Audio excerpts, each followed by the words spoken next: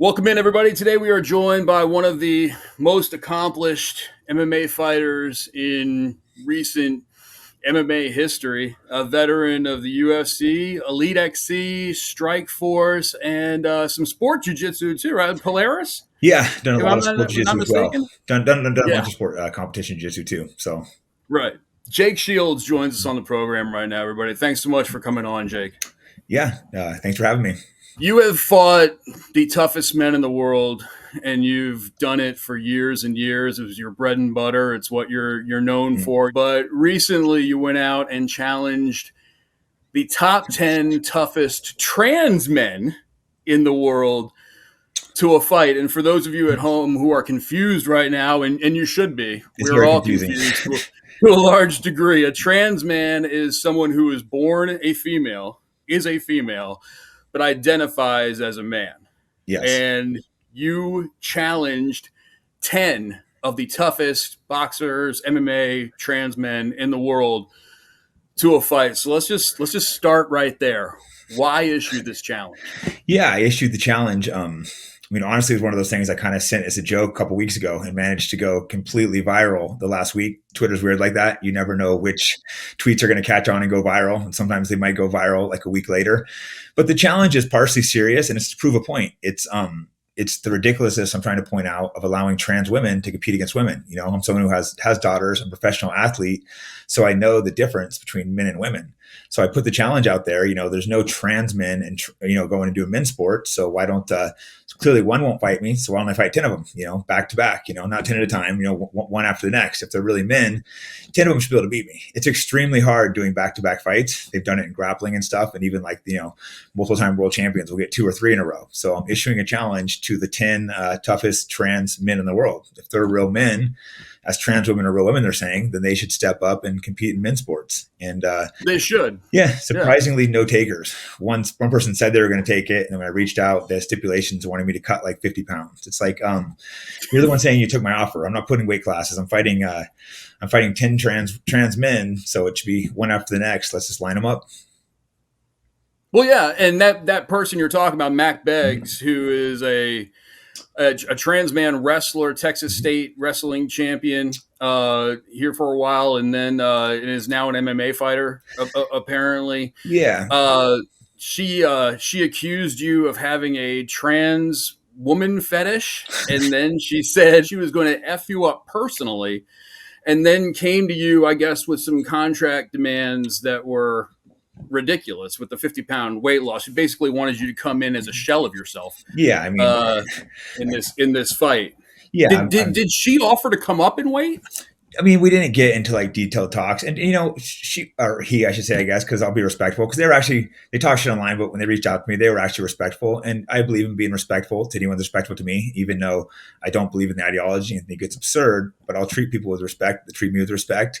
So they were respectful, but it was just asking me to come down to like, I think it was 145. The lowest I've ever fought is 170. It's like, give me a break. Clearly, it's not a real challenge. You're saying a weight that I can't weight. You could look at my weight class because they wrestled, so they know, about cutting weight. Someone that didn't know might could be like, oh, why couldn't they come down 45 pounds? But someone that knows, or 25 extra pounds, someone that knows weight classes just knows that's not a realistic offer. And again, nothing against this person, but I'm just trying to point out the absolute absurdity of allowing. It's really more of an attack on trans women than anything, because they're the ones that are out, beating women up and everything.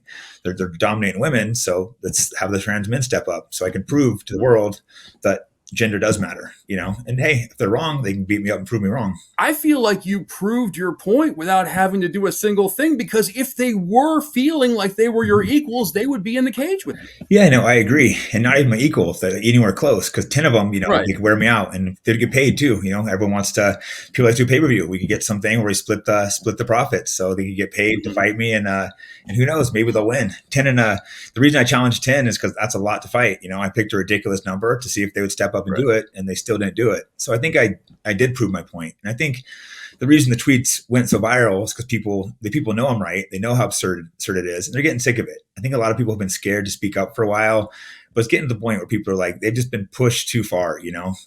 I spent most of my life in San Francisco. I don't really consider myself far right at all. But I've gotten pushed to this point. But even now, my phone, people are constantly texting me from San Francisco. My friends that are liberal, being like, "Yeah, we're fed up with this stuff too. We're sick of it." They probably never say it in public, unfortunately, but it just shows you people are getting pushed to the point where they're fed up and don't want to deal with it anymore. There's only so far you can push people with, when they start seeing their daughters losing in sports to men, and men going into prisons, and weirdos molesting a girl and identifying as a man. They just pushed it too far. I think they've overplayed their hand, and hopefully there'll be a backlash the opposite direction. And not too far though, because we don't want it to turn it to hating trans people. I don't have anything. I think it's weird. I don't understand it, but I'm not going to dislike them. I do have a big problem with push on kids, because I think they're getting, brainwashed, and they're getting sucked in, and they're getting damaged. I think these people, the vast majority of them, aren't going to live a happy life trying to be a gender they're not. So I don't think it's good for them, but I'm not going to, I don't feel no hatred towards them. We're a regressing society trying to live this fake reality, saying that men are women, and vice versa. And there are trans women fighting women. And that's why, that's what brought this up to me. I think it's absolutely absurd. They think they can go in there and beat a girl up, brag about it. A lot of times it's men that suck. They don't know anything about fighting, but they're just so much bigger and stronger. So they end up winning a close fight. So I'm like, okay, I'm actually the more skilled fighter here on top of it, but I'm going to go in there and fight 10 of them in a row. And I think the point is, I think I would utterly just wipe them out. And hey, and if I'm wrong, they could prove their point by one of them beating me. I want to bring you back for a second to what you mentioned about the trans women fighters who are, again, these are men who identify as women who are fighting women.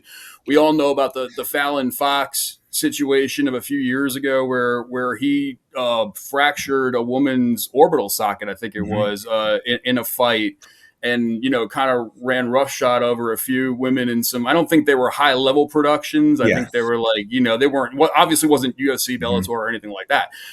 But would you consider fighting someone like Fallon Fox? I mean, probably not. The only reason I was just trying to point out the absolute absurdity of it by fighting 10 trans men. They identify as a woman. They're not in my league. It would be an absolute joke, not in a professional fight. If they wanted to prove a point and come to a gym and someone film it and I just wipe them out, because I guess it is a biological man, sure, I would do it. But to try to set a professional fight against someone like that just seems so absurd. But I guess, hey, I guess it is easy money if a show wants to put it on it and pay me to go do such absurdity. But I would almost rather just do it in the gym for free just to prove a point. You talk about all the pushback, that people can only be pushed so far. Do you think the trans issue is the one issue that has really galvanized a big cultural tipping point, and people are finally going to start to resist some of this stuff being taught to their kids? That's a tough question, because they've definitely pushed people where they're angry and sick of it, but the people that push it have a lot of power. It's not coming from unpowerful people. Joe Biden's one of the biggest pushers of it, which is weird. At 80, he didn't all of a sudden decide he's into trans kids. Well, maybe he's always been into trans kids, but not that he wanted the kids trans. It's just it's just bizarre, and the institutions hold it. I have a friend that got fired recently for criticizing it from a high paying job. So they have corporate power. So people are scared to speak up, even though our opinion is the 90% of people agree with us. The 10% have somehow managed to weasel in and have power. Biden will mention trans 60 times in the speech. It's absurdity. But unfortunately, these people hold power. So it's going to take a big pushback. People are going to have to speak up. And it is uncomfortable for a lot of people to speak up. They're a small minority, but they're just vicious. They go after you. They go after you with hate mobs. I've had a lot of times on Twitter, we'll have hundreds of them just, in my DMs threatening me, trying to get me fired from things I do. Luckily, I'm self-employed. But you can see, if you've never had a hate mob after you, that would terrify you on Twitter. If all of a sudden you have hundreds of people saying they want to kill me and threats. But to me, I've been famous for a while. I've had hate mobs after me, so I don't really take it that seriously. I know there are a bunch of dorks with, anime profile pics and they, them, and their profiles. I don't take these people serious.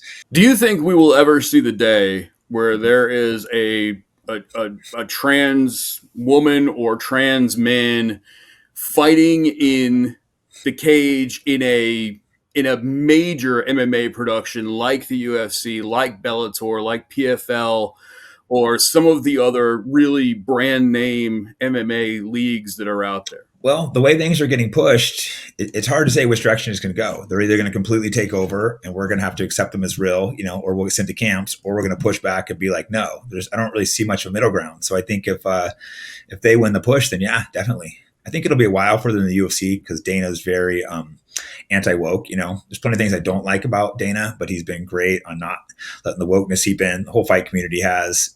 Same thing with the COVID. He was the first sport back and running. I think UFC's gained tremendous popularity with people that are sick of the wokeness because it hasn't creeped into our sport with both the fighters and the people that run it. It would probably take a major change in management for that to happen, right? Like Dana, it'd probably not be on Dana's watch. He wouldn't want to do it. He would have to have orders from someone really high up. There are people, there are high up people in the company, they're like on ESPN. I think Disney owns them. So there are powerful people involved with the UFC, but Dana, he's pretty stubborn. I think he'd put his foot down, and he's not easy to steamroll. He holds a lot of power in the UFC. He's ran the show for a lot of years. He's not an easy guy to control. Part of me wanted someone to accept your challenge to prove this point, because I do think what you're saying is important about, needing a visible example. We're a society of images, and we need a visible example of why something is wrong before it really clicks in people's heads. And I agree with that. At the same time, I don't want to see a woman getting beaten up in a cage either at the same time. So I think you proved your point though in this. Yeah, I think I think what you did here is a good thing. Yeah, the thing is, there's so many people telling me they want to see the pay-per-view, but I think they really don't. I think they want to see it. I think as soon as they turned in and they've seen a girl, get knocked unconscious and get the arm snapped, they would be like, whoa, this is not what I was expecting, Exactly. I remember an old show one time, it was like some trashy show back in like 2000.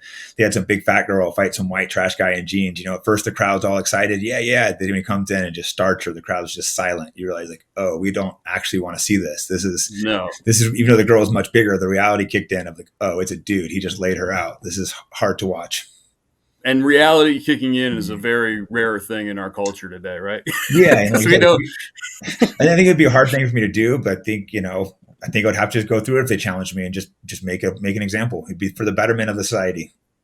I think it would, but I think the result that you got here, if provided no one else comes in, is also good. But I applaud you for stepping up and being in this fight and so many other fights that you're on social media, and love watching your career. And thank you so much for joining us here tonight.